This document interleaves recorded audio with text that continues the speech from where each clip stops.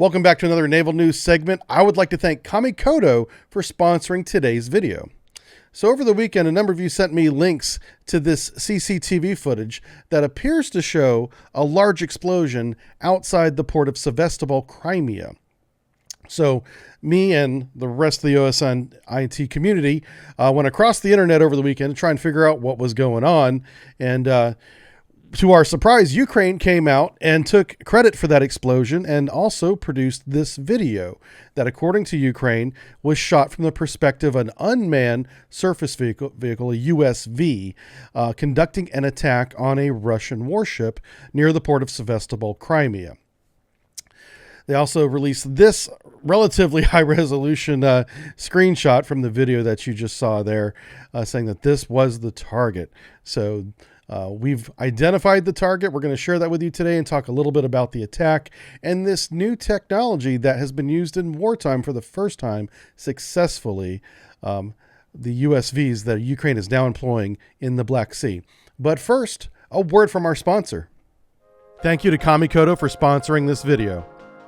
When I first opened my heavy-duty ashwood box containing my Kamikoto knife set, the quality of the single bevel edge Japanese steel knives was immediately apparent. It was clear to me why these knives are used by Michelin chef stars all over the world. Every week I prepare 14 high-protein meals. This requires about 20 minutes of prep work with my old knife set. With the Kamikoto Santoku blade, I prep my chicken in about half the time. The single-beveled Japanese steel blade is the sharpest I've ever used. It made trimming the chicken breast clean and easy. The blade is lighter than my traditional chef's knife and easier to hold. Cutting took almost no pressure. The knife simply eased through the meat with a little guidance. Kamikoto knives are made out of high-quality Japanese steel and crafted using traditional methods. Each knife is individually inspected and comes with a lifetime guarantee and a heavy-duty ashwood box that makes a great gift presentation for anyone who enjoys cooking. Kamikoto is now running a Black Friday sale and is offering my viewers an extra $50 off any purchase with discount code SUB on top of our special offers. Go to the link in the description and get your knife set and support the channel. That's click the link in the description at kamikoto.com/sub and get your knife set today. And welcome back.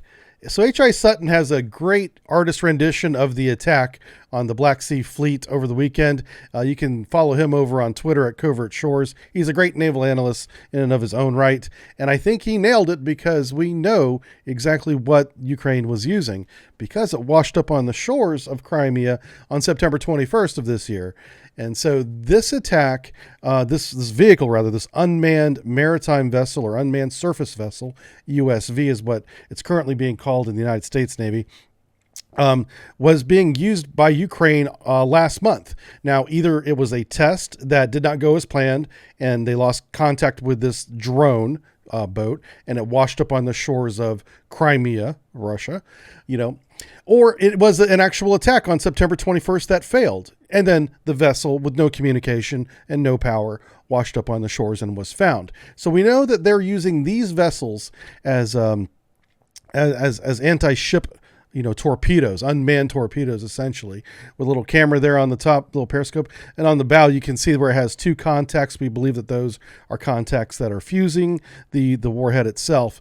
The back flat part there is probably a Starlink internet connection satellite dish is what we believe. And on the nose, there appears to be what might be a rangefinder, a little light rangefinder, so that the operator looking through the camera can see how far away objects that they're pointing the bow out are. Very interesting technology. Other technology that Ukraine's been using in the theater are these American-supplied anti-ship missiles called Harpoon. And these Harpoons are the land version of the Harpoon missile that can be trucked around on these mobile platforms, set up within about 6 to 10 minutes anywhere, but probably near a beach facing the Black Sea, and then launch at targets over there. It's very Likely that this is still being employed in the theater, and we know for a fact that it was employed against the Moskva. And the attack was very successful. At no less than 2 missiles hit the Moskva. Some say it was the newer naval strike missile. That's a possibility. Or it could have been an older Harpoon. It really doesn't matter because it worked, and the Moskva is now sitting at the bottom of the Black Sea. So you may be asking yourself, why didn't they defend themselves? Well, they tried to. They have weapons like this one. This is called a close-in weapon system, and this is the American version of this. And you can see here it firing rapidly, has a Gatling gun style feed system, shoots thousands of rounds a minute, very, very high velocity point defense. And this can be employed against air units. As you see here, it's shooting down some sort of target drone, or it can be put in a anti-surface mode for, drone USVs coming in on the ship on the surface. So now the Russian version of this looks like this. The Admiral Makarov, which is what I believe the target was over the weekend, has 2 of these that I'll show you on board in a second. But this is a close-up of what the Russian version of that 6-barrel rotary defensive cannon looks like. And it's called the AK-630. On the bow, it has this 100-millimeter gun that could also have engaged the drone had they seen it coming in. The question is, why didn't they see it? And here is an actual photo of the ship that I believe was attacked based on the video that Ukraine released. And I've highlighted the 2 guns that had the best chance of defeating the system as it was coming at them. So why didn't they employ self-defense in a ship that was clearly making way, underway, and was attacked? Well, we have to take a look at the Moskva, I think, to answer this question. We have some information on why the Moskva did not defend herself, and we can maybe infer that the problems with the Moskva might also extend to other ships in the Russian fleet. And that would be a little surprising because the Moskva was a very old ship, and having maintenance problems is not entirely unexpected versus the Admiral Makarov, much newer ship, and but may suffer from similar problems. So what problems am I talking about? Well, the maintenance report for the Moskva was leaked online, and this has been confirmed authentic. So for those of you that are doubting the authenticity of this, you can rest assured that this is very real. And this report outlines a number of significant problems that the Moskva had, and is why she is sunk. The first one being she had almost no firefighting capability. Only 22 out of 350 fire extinguishing stations were functional, and those were spread out throughout this very large ship. So any fire that began to burn maybe had 1 or 2 stations within the vicinity of it.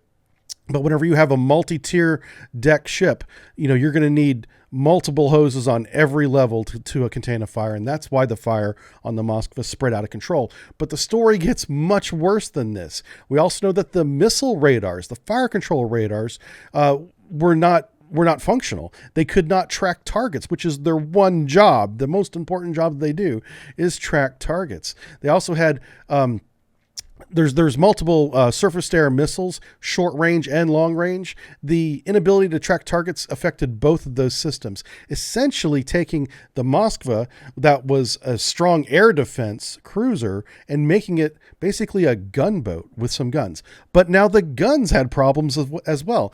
Those point defense guns that I just showed you had faulty sensors on them, so they didn't operate properly. And there was, according to the report, only one that had passed a actual live fire test. So out of the entire ship, 1 point defense cannon worked, and it's possible, there's a 50-50 chance, it was on the opposite side of the ship than what the attack came from. Therefore, it wouldn't have been of any use at all, because it has a limited field of fire. And then finally, a radar search, it was incompatible with SATCOM. So if another target had seen the incoming missiles, it couldn't have passed along fire control targeting information to the Moskva, because that system just didn't work, much like most of the systems on the Moskva, and that is why she sunk. So it is likely that one of the newest ships in the Russian Navy, not but one of the newest ones, the Admiral Makarov, was hit by an unmanned surface vessel, an unmanned drone, if you will,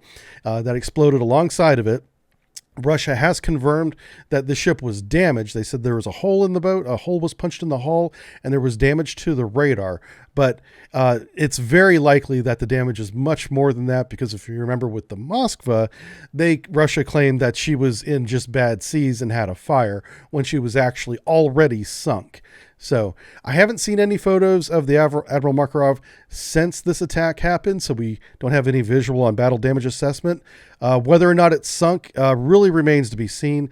That would really be up to the damage control teams and their training, and whether or not the damage control stations even worked.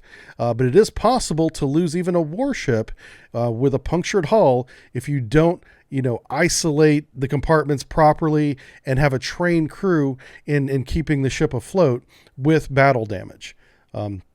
That is still undetermined at the time of this recording.